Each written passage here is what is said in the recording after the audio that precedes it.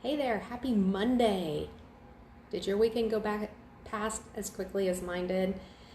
I'm still not even completely sure what I'm supposed to be doing today.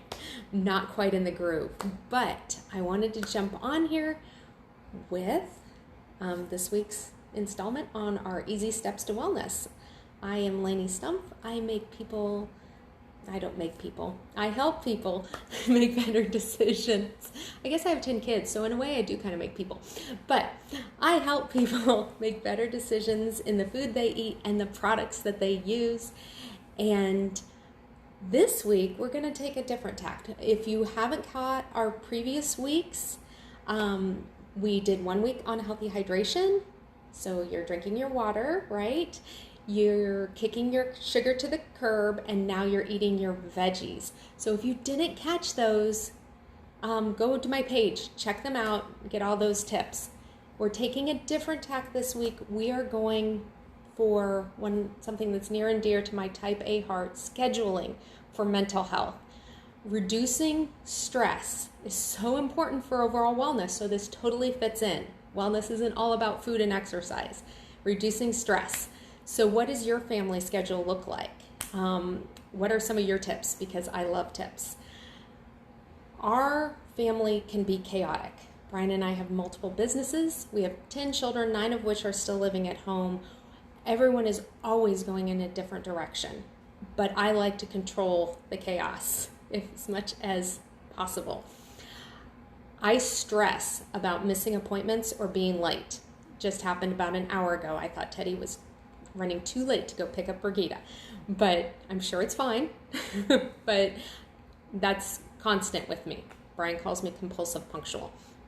So one way that we try and control that stress is to not try and deal with everything that's happening as it's happening. We have tried to come up with a way to prepare for the events of the week so we know who is going where and when.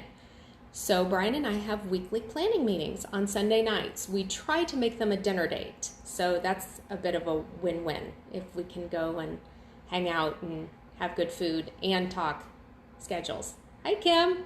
We've talked about this a lot, haven't we? So we come to these meetings with our schedules so we can have candid conversations and help each other. So we can work out those kinks and try and figure out when we've got 6 family members that need to be in 6 different places, but we only have like 4 drivers and only 3 cars. And how on earth does that even work? And we also talk about things like household tasks that need to get done, finances, and if I have my way, then we usually talk about what trips we're going to get planned. So these meetings help us reduce stress and try and eliminate surprises that come up with our schedule as much as possible. We manage one shared Google Calendar. We don't have a wall calendar, paper calendar anymore. It's all online. And Brian pretty much manages that. He puts on swim lessons, dance classes, his meetings, my appointments, and he even puts on travel time, which is so key. So that way we're trying not to overschedule. And then because he's as type A as I am, he puts it in different colors and layers so that way he can hide whatever we're not talking about at whatever time. So that way we can also schedule future events with a pretty good idea of our availability. And then at home, instead of the wallpaper calendar, we have this dry erase calendar where we write down everything for our week. It's in our dining room, which I'm pretty sure you're not going to see on any of those beautiful Pinterest pictures, but it works because it's here every time we sit down to eat it. And the kids can see it too, which in theory would eliminate them constantly asking what we're doing today. But it also helps them remind us of what's going on. If they see us that, hi Mom, biggest fan. So if they see that we're doing something that doesn't look like in line with what we're supposed to be doing, they can remind us And we can be like, oh, pot, you're right, we need to do this. So it kind of keeps us all on the same page because we are looking at this calendar constantly. We write down all of our out of the house commitments for the day, including what time we need to leave, which is key. So we're not late, because then I stress. Like it's written down here that Ted was supposed to leave at 2:20 and he left at 2:30, but whatever, I'm going to work on letting that go. That we also will write down our older children's work schedules so we know when they need a car. There have been times where it's so crazy that we actually make another column with a car schedule, because maybe someone needs to be dropped off, so that way we have that car to do the other things.